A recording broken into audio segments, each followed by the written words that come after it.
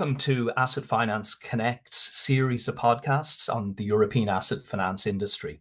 I'm Richard O'Donoghue, and over the next few months, I'll be chatting with industry experts about the challenges and opportunities facing our industry in 2025 and beyond. All this is possible with the sponsorship of Alpha. We'll tell you a bit more about Alpha later in the podcast. So a few years ago, every conference in our industry would have featured a session on as-a-service models. However, at our recent European Leaders Summit in Amsterdam, every discussion was now about AI. Does this mean that as-a-service has gone away? To discuss this, I'm delighted to be joined by Yann Toutant, the CEO and co-founder of Black Winch. Yann, welcome to the podcast. Good morning, and thank you to having me on your podcast, Richard. Fantastic. So before we get into this topic, I'm going to ask you the really obvious question, which is the name Black Winch. Where does this come from? Yeah, thanks for the question, Richard. And I believe in people who are, working with passion. And so for me, Black Winch relates to two of my passions. One is selling and one is performance. So let's start with the sailing. A winch on a boat is a very magnificent piece of equipment that helps to leverage a lot of forces with little forces. So you can get tons of pressure on the sail just with your arm. And that's what we want with Black Winch. We are here to help our customers to leverage the maximum of what they can get from their business with the minimum, change. And the black is about performance. When you look at performance, any type of performance, there's a lot of people backstage that are black from head to toe and are here to help the performance to succeed, but they are not visible. And that's also our principle. So in a nutshell, we are here to leverage a lot of forces backstage of our customers. Great. And you claim, and I don't mean that disrespectfully, but on your website, you say you are the world's exclusive authority in product as a service models. So I guess number one, explain what you do. And number two, explain why you're the world's exclusive authority on these models.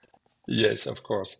So what we do with Black Winch is very simple. We help manufacturers or distributors to turn their business into a subscription-based model. And we are a consulting firm, which is really dedicated to make this transition and to help those companies to be successful and to scale those new business models. So that's really our daily bread, and that's the added value we bring to the market. Why do we claim to be the world's authority? Well, we didn't find any competitors so far. So there are, of course, some players that are close to us or some areas where we overlap. But globally, when it comes to implementing an as-a-service business model for a manufacturer or a distributor, I've never met any competitors yet. So if there are some, please contact me, because I would love to have competition. It's stimulating. And that's why we claim to be the world's authority, because we believe we are the only one.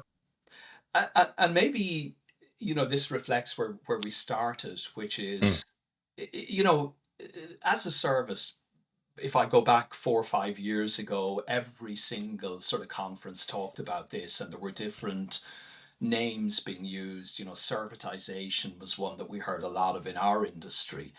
But the fact that there isn't a lot of competition, does this suggest that maybe this hasn't taken off in the way people anticipated? Yeah, I think you have a say. It's like any hype, it's being top on the agendas for 2-3 years, and then there's a new topic that comes and takes over. But as a service is still very much active, and there are still some very concrete, successful example. But of course, we need to define what is as a service here. As a service servitization, if I'm in a meeting and I have 50 people in the room, I will have 50 definitions of as a service. So yeah, it's also a very broad topic, and what works today is a very specific area of as a service, of course. So give me your definition then of as a service. So as a service is mainly composed of, I would say, 4 levels of offering product and services to a user. I'll start by the top layer. I would say the most advanced as a service model is a pay-per-use model. So you would have access to an outcome and you pay based on this outcome. And of course, everything is included, so this outcome is maximized. That's the top level. The paper, it's called also pay-per-use. We see it a lot in the healthcare industry, for example, in the paper treatment models. The level below is as a service, being a service contract, or what we could call also a leasing contract, including some services and with the capacity to opt out in a very easy way. So you're not committed in time, but you pay even if you don't use. And the two levels below are the known one. Level below is leasing or operational lease, as we know, which is benefiting from an equipment at a fixed price per month, including services, but you're committed for a certain amount of time. And the level below is pure financing, so you get a payment plan, and at the end, you become the owner of the equipment. So 4 levels. For me, they all fall into as a service because it really depends what's the expectation of the end customer. And the higher you go in the type of, I would say, servitization, the higher the servitization, the higher the flexibility, basically. And maybe talk a little bit about then pay per use, because I think people kind of confuse as a service with pay per use, and you've outlined very clearly the 4 levels, which is very helpful. Do you see much pay per use in the market? Again, it's something that people have talked about a lot, or they use the term consumption models. But again, has this taken off? Yeah, so it's another topic. If we dig in, there are also a lot of definitions around pay per use. But let me remain generalist on this one. Pay per use means that you are going to pay based on the consumption you have of this equipment. But then what do you pay for? So what is the metric that is going to be used to measure this consumption? And what we see rising is a metric that is based on value creation. So you create value together with the end user, and this value is being shared with the provider and the end user. So this model of consumption-based is very often, in fact, based on value created. And of course, there is always a minimum. So a pure 100% flexibility does not exist, but it's also not in the interest of the user to have 100% flexibility. So there is always a minimum usage committed, but there is also the component of deciding on the right KPI to measure the consumption and to share the value that is created by the quality of the service delivered. And again, can you maybe elaborate a little bit on that? Maybe give us a use case or some example of value being created and how that sharing might work. Yeah, of course. I'll give you an example of a company we've helped to put in place this model, and they measure the quality of glass bottles when they exceed the furnace. So when a bottle is being produced, Wow. a glass bottle, you discover niche markets every day and very interesting business model and industries. So I've discovered the glass industry. When a bottle is being produced, a glass bottle, it needs to be checked. And I've learned that 25% of the bottles go back to the furnace because there's a lot of waste, and it's still very, I would say, human-based decision on the calibration of the furnace according to humidity in the air, the temperature, etc. So a lot of waste. So there are equipments that are specialized in measuring the quality of the bottles when they exceed the furnace. Those equipment were sold per piece, including maintenance, etc. What we have been designing with this customer is a model to pay per bottle. So every time a bottle is checked, there is a fee that is being paid. What we have also worked on is to say if we are able to reduce the amount of waste with a good return on data, a good feedback on the data gathered by the checks, we will be able to increase the number of bottles that pass through the test and therefore reduce the percentage of waste. And those bottles that go over the 25% of waste have a higher price. So the user is paying more for those bottles because there's a value that's being created and this value is being shared. So that's a very concrete example of a pay-per-use model. Instead of selling those equipment, they are being priced per bottles. And when there is a reduction in waste, so a value created for the user, then the price is higher. I didn't think when we started this podcast, Jan, we'd be talking about bottle manufacturing and furnaces. It's not a Yeah, topic I'm very familiar with, but yeah, you've explained it extremely well. I suspect you didn't expect you'd be learning about this either when you moved into as a indeed, service models. indeed, yeah. just just again, sort of expanding maybe a little bit on that topic. How does a model like that come about? Where does the impetus behind, we've got a furnace, we've got glass bottles, we have, a lot of them being returned. Let's build a pay-per-use model. How does that come about as a Mm. conversation? Yeah, yeah. It's a very good question. What's the ignition point? That's Yeah. always what I ask. Where does this idea come from? Um, in this specific case, it's about data. So it's to have a data-driven relation with the supplier. So it was a clear request from the end user to have a more data-driven relation with the supplier and to really build on the quality of the furnace based on a good feedback loop with the supplier. That's the driver, and for the supplier, the driver is to enter into a recurring revenue model because the provider is owned by a private equity, and there's an ambition to have better valuation of the company at the day of the exit. And do you find that a lot of the demand for this, or the ignition point, as you called it, comes from the end user rather than suppliers? Who's driving this market? Yeah, it's both. In fact, it's both. So you have suppliers that define those offers and are pushing them proactively to the market. And you have customers that say, look, we have a piece of our business that we buy into subscription. Could you also do it for us? There's some cracks, Yeah. in the way companies transact. They get used to servitization on specific aspect of the business, and suddenly they ask expansion. A lot of companies, for example, use for decades car leasing, which is a model Yeah. of as a service subscription. Coffee machines, copy machine when there was copy machine, Yeah. less and less. So all this is already, so you see what is interesting is that some areas of the business are really used to those models and some are coming to it.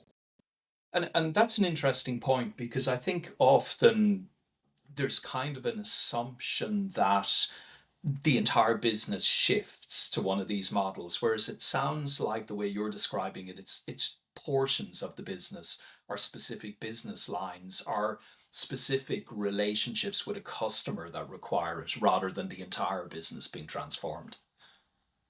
Exactly. I mean, I'm going to drop a figure here. We are witnessing about 30% as a max of business going through as a service. Right. Yeah, that's a kind of a third of the transactional business will move towards subscription. More is quite rare. There are some examples, but it's quite rare. Unless you have an organization that has made the decision to go full as a service or started Yeah. from scratch. When you see scale-ups today that have started 5 years ago only into subscription, then And of which course it's 100%. and which industries, or are there industries that sort of are more inclined to move to this, based on your experience? I mean, you mentioned healthcare earlier. Yeah, yeah.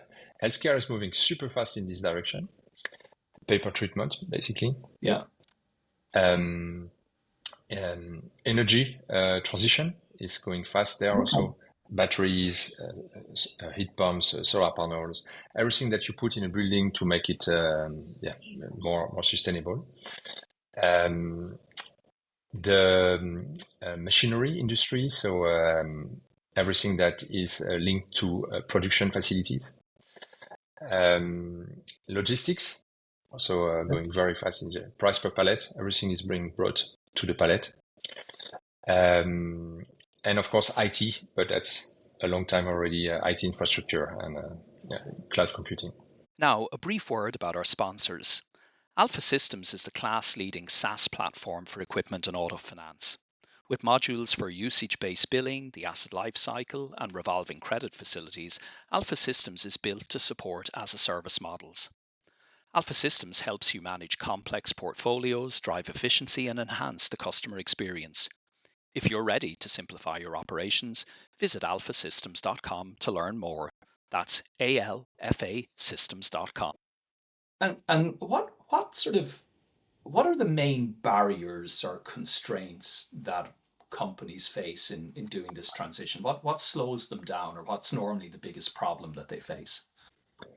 I will dare to say that's mainly an issue with the vision from the board.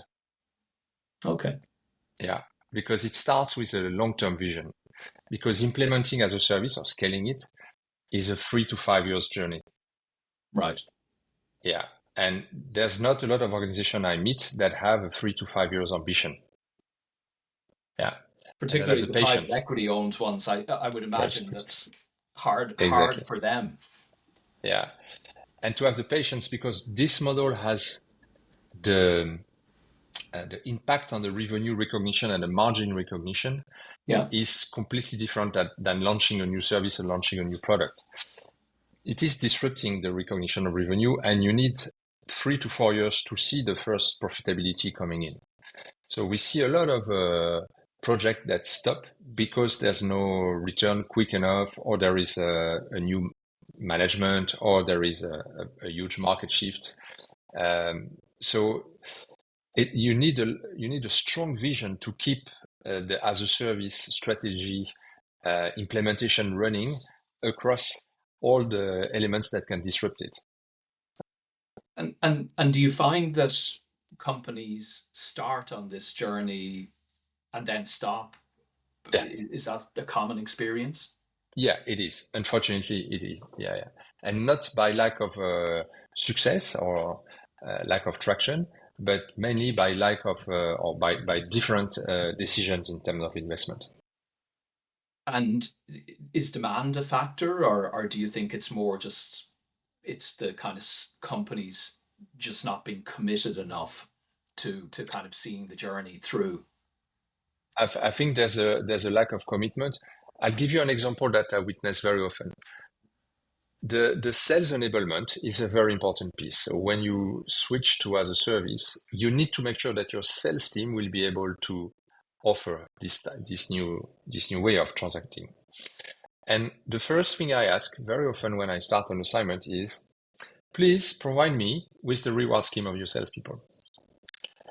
And we're going to see how important as a service is. And 90% of the cases, there is no incentive or very little incentive. Yeah. Because management of organizations thinks that it's obvious for salespeople that they're going to start selling it instead of transactional approach. It's wrong. It doesn't work. So giving a right incentive to the sales team is key. But again, what I said a few minutes ago, the margin is going to come in 3-4 years from now. So you need to incentivize your sales team and to pay commissions, bonuses based on a future margin, and that's quite a difficult exercise for a lot of companies. Yeah.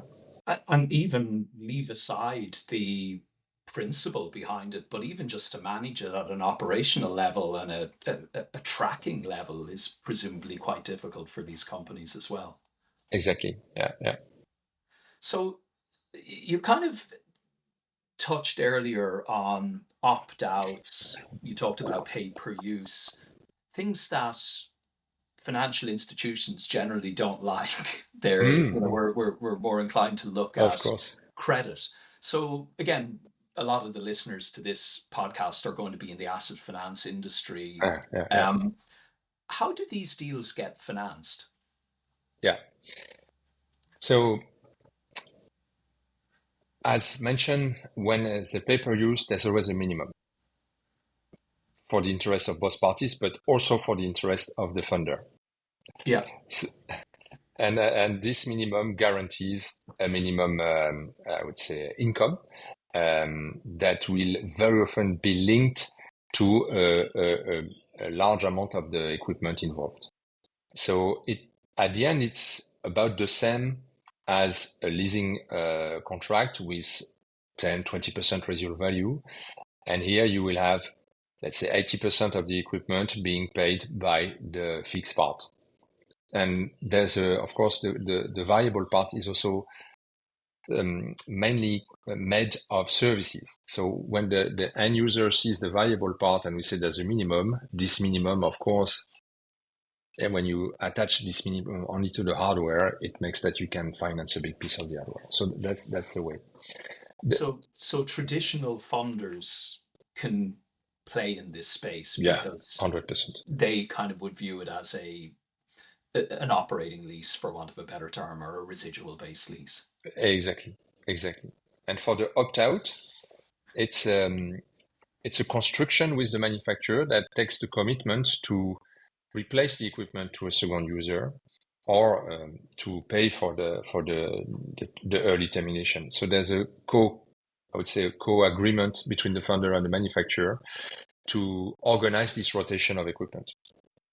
So it sounds like there's a lot of partnerships, a lot of collaboration required to structure these deals. Is that correct? My assessment correct that is where the industry plays or is going, that partnerships are important? Yeah, it is because, again, as usual, when you talk about funding models, it's all about trust and experience and track record. And this is what we explain to our customers also. You need to have a strong existing relation with a funding partner to go in this direction. So you need to be already doing some leasing or some leasing. You have a leasing program in place to make this move, because there's already an existing connection and relation. I'm convinced that, in fact, as a service is the next move of the leasing industry. Okay. Yeah. So we haven't missed out on the opportunity. It's still to come. Correct. Yeah. And I know, just talking of partnerships, you recently, I saw on LinkedIn that you've founded a partnership with BearingPoint. How is that going to work, or what sort of role do they play in this whole ecosystem? Yeah. We at Black Winch, we believe so in partnerships also, and of course partnerships start with good relation and human connection. So I personally had some connections with some partners of BearingPoint, and in our discussions it came obvious to us that our customer base can benefit from the capacity of BearingPoint to organize change and to help companies to navigate change that is quite impactful when it comes to as a service, where Black Winch is very skilled to manage the operations, the implementation phase.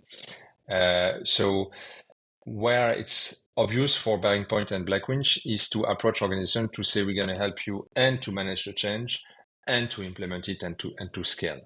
Where Black Winch alone, change management is not a skill we have, and BearingPoint alone, implementation of as a service is not a skill they have. So for us, it was obvious to join forces, and it's an obvious match. And it's based on common customer. Right? We didn't invent it. We had already common customers, and we say, okay, let's structure it to approach more customers together.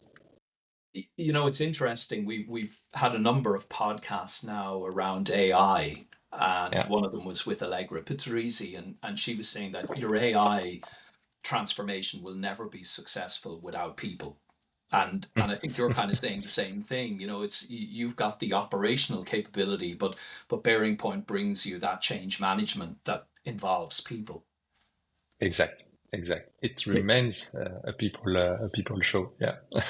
which is very encouraging for people as opposed to it being an agentic AI show, which maybe removes some of the people. Yeah. Let's finish by, you alluded to it. You said, I'm convinced this is the future for the leasing industry, that we haven't missed the boat. So maybe discuss, where do you see this industry going over the next 5 years, and what's the market going to look like? And maybe what are the opportunities for asset finance players or alternative asset managers to get involved in this space? Yeah. I'm convinced, and it's not only me, but by reading studies also, that the scarcity of raw materials is rising. And if it's not scarcity, at least it's the cost of the raw materials. Look at copper. Copper is 20 times more expensive than 10 years ago. If I am a manufacturer of air cooling units, which are full of copper, I have a huge interest of remaining the owner, not of the cooling units, but of the raw materials that are in there. So the future of this industry is about understanding the stock of raw materials that are under those contracts and how can we tap into those raw materials to be able to make a new production. So it's a co-creation between manufacturers and funders, manufacturers for the eco-design of their equipment and the fact that they know that the equipment will come back to them, and so they can use it for a second, a third, a fourth user, and then use the raw materials in it. And the funders have to develop capacities not to do only asset management, but also raw materials management. And so you would know as a funder that you have X millions of tons of copper in your contract that you can make available for a new production process. So to me, the industry is going in this direction because of the increase of the price of the raw materials, and we won't be able to source them from the ground, but we'll source them from the equipment that are being used. And is that message getting out into the industry? Do people understand, in your opinion, that that's the way the market is moving and that's what's going to drive as a service models? It's for a producer, for a manufacturer, if this message is associated with loyal customers, recurring revenue, higher margin, competition avoidance, of course, this has a strong here. For the funders, it's about the greenification of their model and green funding as much as possible, recyclable assets in their portfolio. So I think it hits both sides, I would say, KPIs. Is it already live? No, because again, it takes time to change those models, but we see more and more manufacturers that are now offering already refurbished equipment into leasing subscription. So that's the start. Yeah, and I mean, we had Carmen Aina from BNP Paribas 3-Step IT talking about that whole circular economy and its importance, and it sounds like as a service is directly linked into that as well, or potentially linked into it going forward, and the messages will be somewhat similar. 100%. I completely align with the vision of Carmen on this matter. We had a lot of discussions on that. Well, that's good that we're aligned as an industry. So Yann, it's been a real pleasure, and again, a bit of an eye opener. I think it's one of those topics, as we said at the beginning, that there was a lot of talk about, and I think what's come across to me as we've discussed this is it is difficult to move to these models. You can't do it overnight, and perhaps the expectation in our industry was we're going to shift immediately, it'll all be wonderful, and because it's hard, it's kind of gone off the agenda. But it sounds like people are still doing this. Maybe it's just not as visible and not as high up the agenda as it was in the past. Yeah, I confirm people are still doing it. That's the business of Black Winch. So we are at the heart of this transition every day, and a lot of companies are still going in this direction. Yeah. Fantastic. Well, thanks for sharing your insights. Thanks also for explaining the name Black Winch, because I'm sure you get asked that the whole time, and it's good. It's an unusual name, which is great. I think from a marketing point of view, people always say, what does Black Winch do, and why is it called Black Winch? So I think you've picked a very unique name in a world where often things just blend together. But thank you so much for your time today. It's been a pleasure, and I'm sure we'll hear more about this going forward. Thank you too. Thanks for listening to this podcast from Asset Finance Connect, sponsored by Alpha. I met Yann for the first time at the European Leaders Summit in Amsterdam and was struck by his and Black Winch's continued commitment to the as-a-service model. What really stood out in our conversation today was that the transition to these models takes time, and that most companies are using them for portions of their operations rather than for their entire business. Perhaps one of the reasons why these models are being discussed less today is that our expectations around them were too high in the past. If you've enjoyed this podcast, look out for future episodes in the coming weeks, and feel free to suggest topics or ideas for future conversations. Thanks for listening.